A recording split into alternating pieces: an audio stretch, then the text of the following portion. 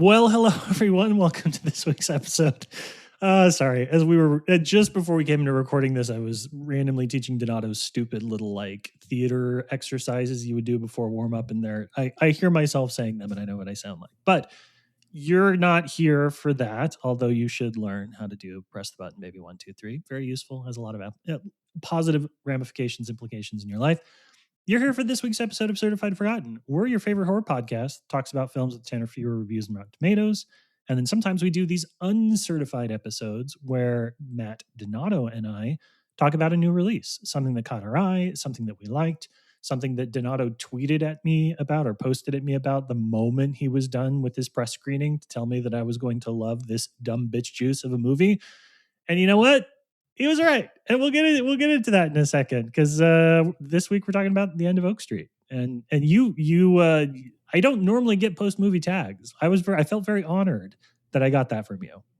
It was such a layup. Like I walked out of Oak Street and literally was like, I know this is going to be such a monocle movie, and it was so funny because I was just talking to Amelia, and she's like, I'll never understand monocle. Like, why the fuck does he like this movie? Like, this doesn't seem like it should be in his wheelhouse, but I have very much come to understand how your brain works when it comes to movies. And End of Oak Street is big. It's stupid. It's on a big screen. And it just fits exactly what you're looking for in that kind of sub-tier, non-A-list mainstream release that you have become accustomed to loving.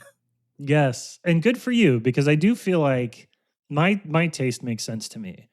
The kind of the two niches where I'm like big, dumb, and earnest, and like slow moving, and nothing happens in the last 30 seconds. Like those feel like they're the biggest lanes that I occupy as a movie lover. And once you understand the boundaries of those, you can pretty much predict me within an inch of my life. Like I am not, breaking new ground over here. But good for you. I'm pleased that doing this podcast for the last 6 years means that you can now call out a monocle movie on approach. I like that quite a bit. Yeah, no, it was nail on the head. It was because I'm sitting there just going, you said dumb bitch juice, and that's exactly how I described it. And, Yeah. BJ Colangelo says it all the time, and it's just that kind of what am I watching kind of movie, but finally in a good way, because it doesn't always go that way, and I'm sure we'll get into that. Yeah, dumb complimentary versus dumb pejorative. It's the for once it's dumb complimentary. For those that did not see it this weekend, A, you should go see it. It's a fun film. But B, let's give you a very, very quick plot synopsis, although you got everything from the trailer. Let's be honest here. The year is 1982, and suburban living has swallowed Denise Platt whole. Denise loves her children, but the only way she can make sense of her failing marriage to Greg is to sneak down to the basement and write away her unhappiness in an unpublished novel. But when a cosmic event causes their neighborhood to get flung millions of years into the past, the Platts must find a way to come together and uncover a path home. That is the plot of The End of Oak Street. It's the first film in 8 years by the always contentious David Robert Mitchell. I say always contentious mostly just because of Under the Silver Lake, which is like everybody in LA's favorite or least favorite movie about LA of all time, etc. And this, I think, I feel like he's always working on something. He's a director that we always see has a project in development. He's close to making an It Follows sequel or some other thing. It feels like it's kind of a surprisingly rare deal to actually have a David Robert Mitchell movie on the screen. I mean, I'm looking at the timeline here. You know, his production timeline was he did It Follows, kind of put him on the scene in 2014, Under the Silver Lake 2018, relatively quickly thereafter, and now 8 years. So, Donati, you are not, just to set the expectation here, you are not a fan of Under the Silver Lake, correct? That is not a Los Angeles experience that you hearken to? No, it's really funny though, because I saw it prior to moving out here. So I would wonder, I saw it at Fantasia when it premiered. I was still living in New York City. And I wonder if, since moving to LA and understanding LA culture a lot better, that I might have some kind of different take on Under the Silver Lake. But I guess not, because my problems with it weren't misunderstanding LA. My problems with it were structure. My problems with it were a lot of tone and a lot of other things. So yeah, I like It Follows. I am not as high on Under the Silver Lake. So for me, coming into this, I didn't really have any expectations. I just knew that this is a filmmaker that I am up and down on. Hmm. So sure, let's see something completely different from them, because from every trailer, I was like, oh, this is David Robert Mitchell doing Spielberg twice removed, because it's produced by J.J. Abrams, the Mr. Amblin himself, Right. and then that's Steven Spielberg is the next connection. So I don't know. I went in with kind of an open mind and saying, hey, let me see a big dumb dinosaur movie and let's see how this goes. And here I am, being like, I saw a big dumb dinosaur movie. I had a good time. Yeah, I mean, part of this for me, and I always think about how I watch movies versus how other folks watch movies. I could go to press screenings sometimes if I wanted to. I've got, I'm on enough mailing list in Philadelphia now where some of this stuff shows up on my radar. I don't like to. I like to go see movies with Andrea or with my friends. And typically, I'm not on assignment, so I can review stuff opening weekend for Certified Forgotten if I want to, if it's a horror film, if I catch it. Means I see a lot of movies at the Regal Main Street, which is about a 15-minute walk from where I live, which has the crowds that you would expect with a kind of rundown Regal theater. That means a lot of times that it's rowdy and you have to kind of go into that, and people might talk through or have their cell phone light on and stuff like that. That's fine. I typically avoid the movie theater for like the kind of films where that would bother me. But every now and then you get a movie like this where people are screaming at characters to not go into rooms. They are breaking into spontaneous applause when certain characters reappear 3/4 of the way through the film. They are laughing. They are hooting and hollering. Like, this is such a good time with a big crowd. And I think that was the first thing that really set the hook for this is it was a movie that people were responding to. And I think that it is, there's a lot of different movies that have come out this summer that are doing big things. The Odyssey, Spider-Man Brand New Day. This felt like a popcorn summer kind of film. This felt like something that was not, it did not encourage audiences to sit back and enjoy with awe and spectacle. There's a level of engagement there from the audience that felt appropriate, that I was really happy to see. And I don't know, did your press screen, did other film critics get really into it when they were seeing it? Yeah, we did have a mixed press screening. So this Okay. was one of those had some influencers, had some normal people, all that stuff. So I would definitely describe this as more of a rowdy experience, but not rowdy in a bad way. There are a few moments in the end of Oak Street that had me completely surprised, and I could tell the entire audience was into it, because it wasn't a negative reaction at these moments. It was always the hooting and the hollering that you mentioned, and in a good way. And you're kind of not ready for these things to happen. And I Yeah. like there were two moments specifically that I'm not going to call out, because I think they're very important to experience, not having any idea. And one moment left everyone just kind of like gasp and silent because of what happened, and the other moment had everyone just laughing, just absolutely laughing hysterically. You'll probably know which is which when you Yes. see the movie, but I think that goes back to like why this works as dumb fun, though, because for me, End of Oak Street is a very thin concept. It Yeah. is, as you said, if you've seen the trailer, you know exactly what this movie's about, because it literally is just about a town, a Michigan town that goes back in time, and it is transported back in time, like literally lifted and placed into a Jurassic Park movie. There's nothing deeper about it. There's nothing to the sci-fi that gets all like heavy sci-fi or stuff like that, where you're going to be like wondering about quantum mechanics and time loops and all this stuff. You just kind of accept it. You just kind of accept that a 1980s family is fighting dinosaurs. And there is definitely David Robert Mitchell, just to point out, like at the end of the movie, he dedicates this movie to his dad. Yeah. And in interviews, I was told that he brought up, him and his dad would watch dinosaur movies. So it's like, why make a dinosaur movie? You made It Follows. You made this other LA satire. Now, why are we jumping to like a dinosaur adventure film? And the answer is simple. Like, I watch dinosaur movies with my dad. And I think it has a lot of that childlike quality to it, where you kind of feel like a kid again watching the end of Oak Street, because again, it Yeah. doesn't get heavy, it doesn't get murky into plot details, and it just wants to be both fun, but also I can see the personal connection here too, because there's a lot to do with Ewan McGregor and Anne Hathaway's characters, the mom and the dad in this film, and the direct correlation to being stuck in a marriage or family that you're not really sure about, and being stuck in a dinosaur movie that you're not really sure about and trying to survive. Like it's a movie about survival and the themes of survival in many different ways. So I think that's as deep as it gets, and it's very overt. There's no subtlety here. It's they Anne Hathaway and Ewan McGregor are fighting about their family stuff when they're safe, and then they're in the Jurassic movie and they're fighting about their family stuff again, but now in the idea of survival of the fittest, I guess to say. So does it get deep? Never. Is it still kind of hokey and sweet at times in a way that was endearing to me of a family coming together and having to find their shit out while fending off dinosaurs? Yeah, it's dumb, but it's dumb Yeah. fun, and it has that simplicity but also standout moments. So that's it. That's how you win me over. So there's so much that I can say about this film. I like it so much. I have joked about the fact that it is the better Anne Hathaway movie than the Odyssey, and I stand by that. I actually love this a lot more than I did the Odyssey. But I think part of I'm going to use the word earnestness because I think that is sort of key to understanding why I liked it as much as I did. It's a very earnest movie. And by earnest, I mean that it's doing a couple of things really well. One is that it is evoking a time period without sort of over indexing on nostalgia, right? So the film's set in 1982.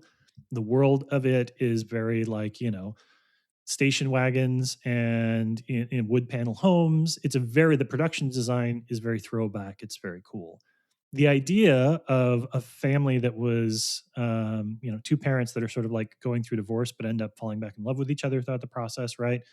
That feels very of that era as well. I was just looking up in California, no fault divorce was legalized in 1969. And so, like, a lot of these 80s movies are dealing with the notion of like broken or falling apart households because suddenly it was more commonplace in the 70s and 80s for people to get divorced if they were no longer in love or if they had a bad experience, etc.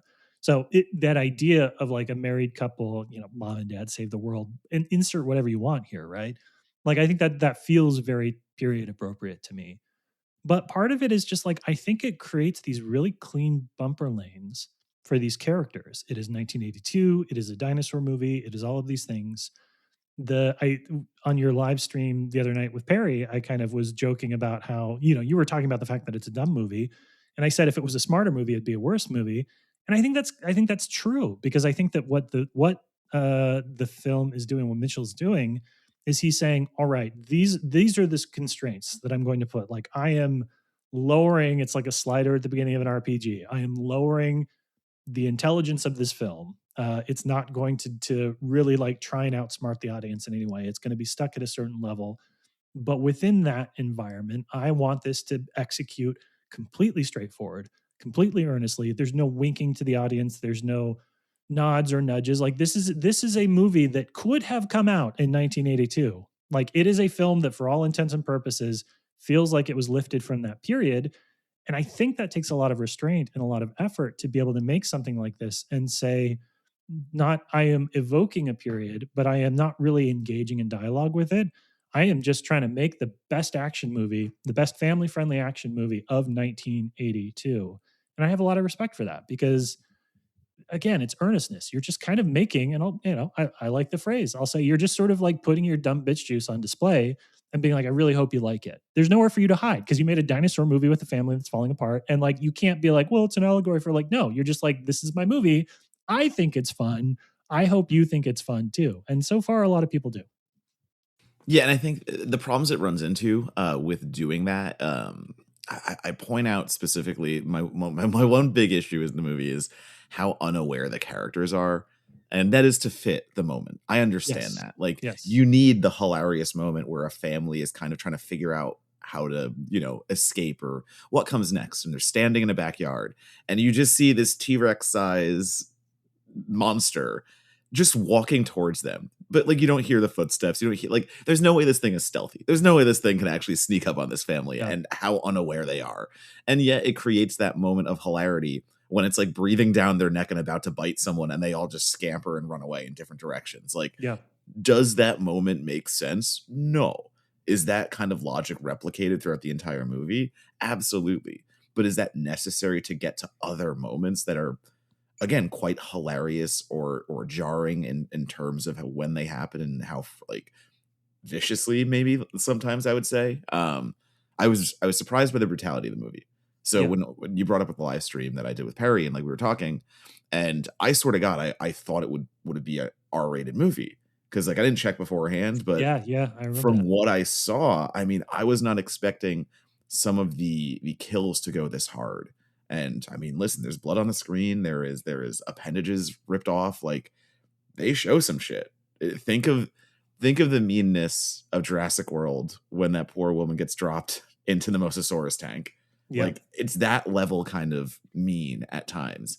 And yet the lightheartedness of the family, and especially like what Ewan McGregor is doing as the typical 80s father trying to keep his family together, trying to keep his profession together, but at the same time kind of being a little sitcom dad hokey and also failing at that. I think I saw some people like complaining about McGregor's performance, but I thought that was what the movie needed. I thought that was perfect, and a lot of people in our live stream were also complaining about like Anne Hathaway's character and just like, oh, like so unbelievable, so this, so that. But again, like I don't think so because it goes back to what you're saying. Like it's what Mitchell needed for the movie. It's what Mitchell wanted to put forward and to show a husband and wife kind of at odds at times because yeah they're trying to figure their own shit out, and sure they got dinosaur shit to figure out on top of that which is unfortunate, but I think there's for maybe as exaggerated or maybe as over the top some of those moments were shown between McGregor and Hathaway. I wasn't taken out by either of them. I didn't have a problem at the end of the day with how they played those roles because I think as you see when the movie comes to an end, they were doing what was necessary and what was needed. Yeah. Yeah, it is brutal. It's brutal in a the T-Rex eats the lawyer in Jurassic Park kind of way too, right? Like it's a little more bloody than that. I mean, I think that Mitchell understands he can probably push PG-13 now. Doesn't mean what PG-13 meant in 98, 94, 93, whenever Jurassic Park came out. So I think that it definitely does push those boundaries a bit, but it's mean in a way that is not like cruel. We'll use the Evil Dead burn parlance again. Like characters do die, and a lot of that happens in the background, and it's kind of funny. Like it's played for humor because in a lot of those movies, like supporting characters would get eaten. Your Jurassic Parks, your Deep Impacts, your or not Deep Impacts. What was the Treat William ones that we were talking about last week on the episode? Dead Heat. No, Deep Rising. Oh, Deep Rising. Oh, sorry. Well, we were talking about Dead Heat, but yes, Deep Yes, yes, Rising. yeah, yeah. Deep Deep Rising. Rising. Deep Rising Absolutely. is another, I think, really good reference or touch point for this. It is it's silly. Like it's in the trailer, so I don't think that's giving anything away. There's a scene where a woman comes out on her porch and she's like, "What's going on?" and like immediately is eaten by a dinosaur. Like my theater laughed. Like my theater, like I hooted and hollered. Like that was the first like, oh, it's that kind of movie moment that we were going to have. And so I think that I think that works. I think that people I have a friend who always asks me, "Can I see it?" Because like he is very squeamish and cannot deal very well with a lot of violence. And I came out of this because he's like, "I'm going to need Matt to tell me if I can watch this movie if it's going to be particularly violent." I came out of it, you're fine, dude. Like you're so fine. This is not a film that is going to ruin anyone's day. But it is. I have heard people complain about like the kids and how they sort of present. I don't know. Like I don't. I think that this is again the type of characters and the type of actions that you would see from these characters in like a 1982 movie. Like people want to complain about like the bully scene or whatever, but like it is the movie, right? This is the spirit of film that it's looking to evoke, and I can't get too mad at it for the times that it basically sets its sights low because it just works. It's entertaining, it's funny, and I there is a lot of commentary that I've seen in a lot of places about these actors. I think the kid actors do a really good job because I think that they're given very narrow lanes to operate in, and I think they do. I'd like the daughter. I don't remember her name off the top of my head, but I think that actress is awesome, and I hope that she goes on to do other things because it's there's nowhere to hide. You're doing a people get eaten by dinosaur movie, and so you can't basically be like, well, my character's motivated sexually as satire. Of like, no, I was like, oh, I ran down the street with a baseball bat, went and then something jumped out of the woods. Earnestness again. I come back to the idea of earnestness. This is a film that everybody just had to be bought in on tone and then execute straightforwardly, and I love that for this. Yeah. So Maisie Stella is this Thank you. That is the actress who you might have seen from My Old Ass, but Nashville apparently is she's had a main role on for a very long time. So Maisie Sella and Christian Convery, I think they both, again, it goes back to playing the roles they were given Yeah. and doing what Mitchell intended them to do versus, I get some of that complaint. I get some people kind of taking issue with, I think especially Convery's character, the brother, and the way that he kind of is just willing to die to find his dog, which I I listen, respect. mean, I Game, would do no that. game. I would do I that. I respect. would do Yeah. that. And it is my, as we record this, it is my dog's 8th birthday. And I watched that movie. I was like, nope, I have no problems with anything that he did. I Yep. would have gone right out there too. But again, I like if that goes back to the logic of the movie, and that goes back to the awareness of characters and just how this movie has to keep going forward with, maybe more tropey generic means, just to get to what it's good at. And I think the what it's good at is still so very good and makes me smile. So again, Yeah. that's the difference. So, we talk about like style over substance, or we talk about these movies that just want to entertain you. And sometimes that doesn't go well because the substance isn't there, but the style is also kind of wishy-washy. It's going all in on being in the horror realm, like one of those slashers that's all gore and Yeah. no Yeah. no plot, but then like the gore isn't even that fun or anything, so you can't really enjoy it.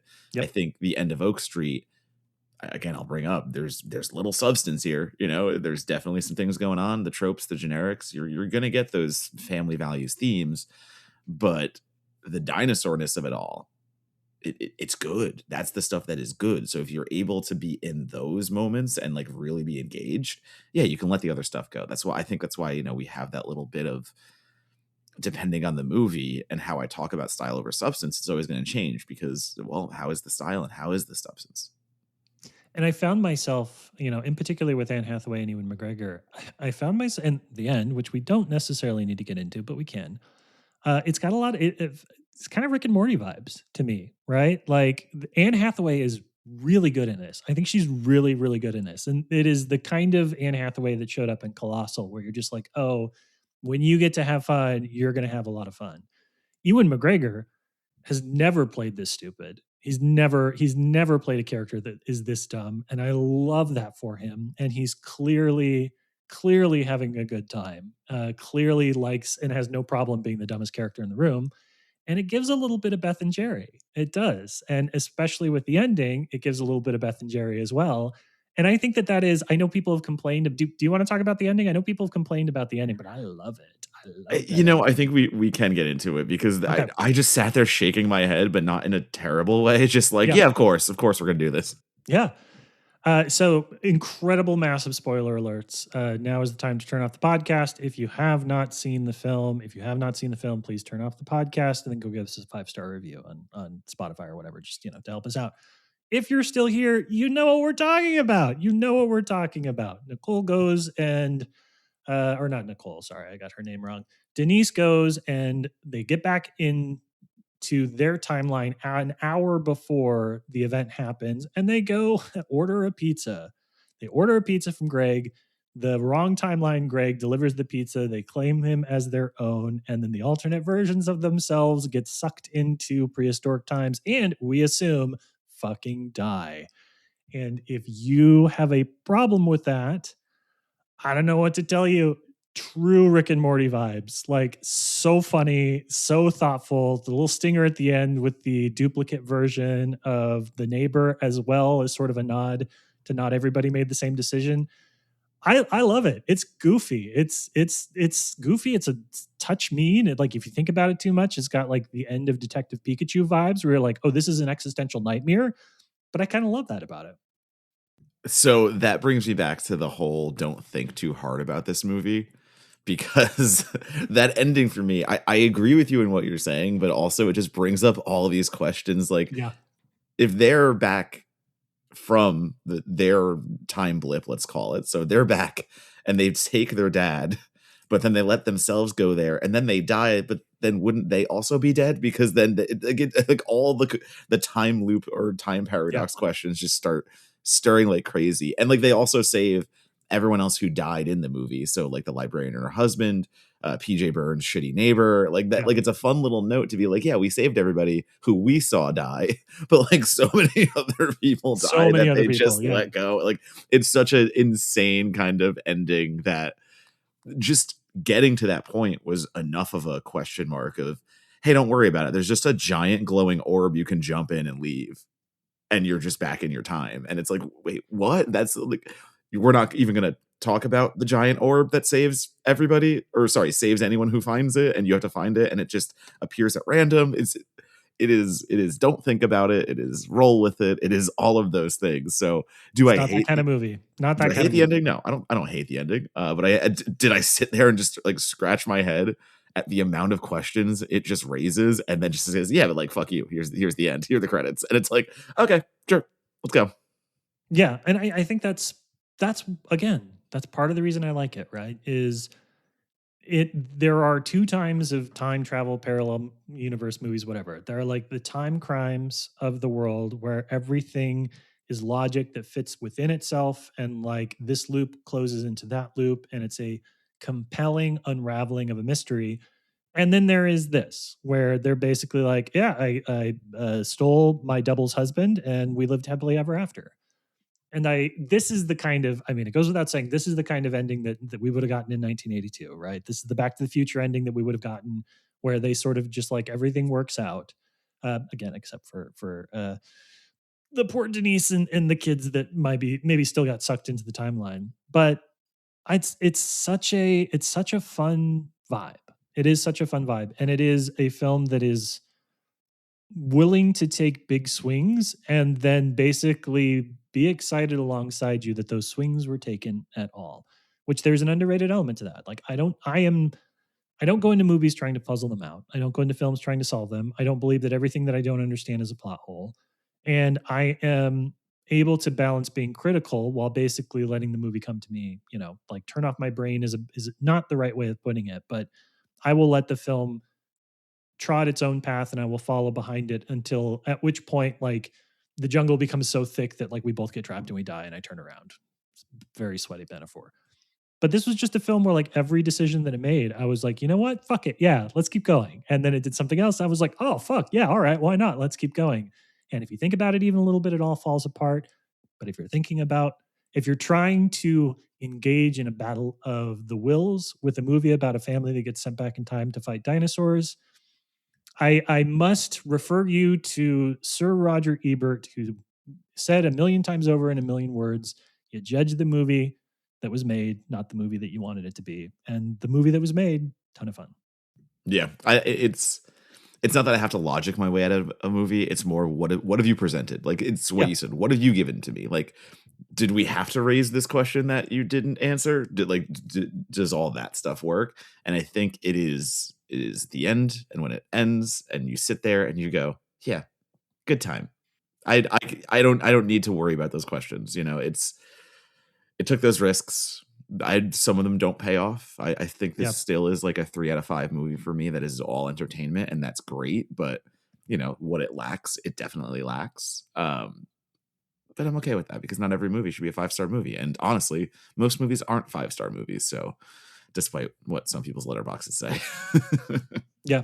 Yes.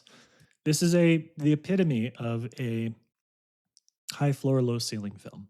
It is a film that probably is not going to be great, but always has it in it to be pretty good. I gave this a 4 out of 5 on my letterboxed. I genuinely think this might end up being one of my favorite movies of the year. Like it is August, mid-August. I've seen a lot of movies. I've got a lot of movies I still need to see. I would be surprised if this doesn't cling to the second half of that top 10 list because I have not had a better time at the movies with the possible exception of Hades Town, which is probably going to be my number one of the year. But this movie, I think, is the most fun I've had in theaters regardless of everything. So many good movies have come out this year. This is still number one in terms of the experience of watching it with an audience, and that math goes heavy when I reflect and think back on what I saw. Such an interesting little man. Matt Mottle's favorite movies: Hey, Hagazusa, The Black Host's Daughter, The Cremator, and then the end of Oak Street. Yeah, it's true. It's true. My top 3 movies this year so far are Hadestown, The End of Oak Street, and Obsession. And that is, if you can square that circle, then you can understand me. Welcome to my brain. That's it. That's our episode on The End of Oak Street. Matt Donato, people want to follow you. I get messages all the time. They're like, "How do I get more of this Matthew Donato in my life?" And I say, "You know what? You should listen to him when he tells you where to follow you online." And so, Matt Donato, where do your legions of would-be stalkers connect with you on the interwebs? You can connect with me at Donatobomb, DonatoBomb, and that is Blue Sky, and that is Letterboxd, and Instagram. That is where I'll respond the most. Maybe a little more TikTok. Maybe I can start doing a little more there. I actually am posting, so I actually had a very nice comment. Someone reached out who listens to the podcast, and they were trying to find how to watch. Was it Ojuju? I think. Oh, Jojo, yeah, Yeah, Meredith it was Porter's one. Ojuju, Yeah, yeah, yeah. and it was just really nice to hear because they were like, "Hey, I try to watch every movie for the guest episodes before I listen Oh, to them, damn. but I can't find this one." So like, it was just a really nice. Oh, damn! People actually do listen to the podcast the way we intended, and like, it was a nice little reassurance there. So, whoever That's that very nice. was, thank you very much for for reaching out and letting us know. Thank you, random TikTok person. That kind of made my afternoon. I know that there has been a little bit of a migration to Threads. Are you feeling the Threads love or no? I am not. The only thing I posted on Threads is accidentally because I set up like when I post now on Instagram, it'll post on Smart. Threads. I don't look for me on Threads. I think that place is. I know the migration has happened. Every time I go on, it makes my head hurt what I read. So I do not like that place.